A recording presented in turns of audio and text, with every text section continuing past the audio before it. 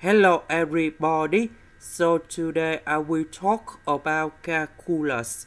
The topic today is about integration. So now I will show you how to answer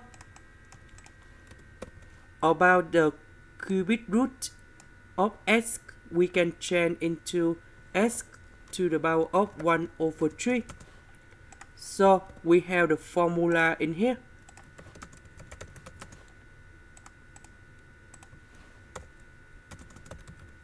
The integration of s to the power of n, we have s to the power of n plus 1 over n plus 1, and we put about c, and this is about the constant. Next, the integration of e to the power of as ds, we have e to the power of as over a, and we put about c. Now we can apply two formulas for this one.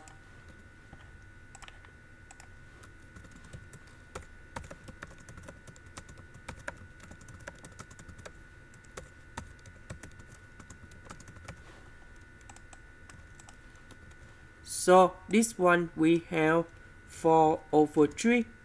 This one we have 4 over 3.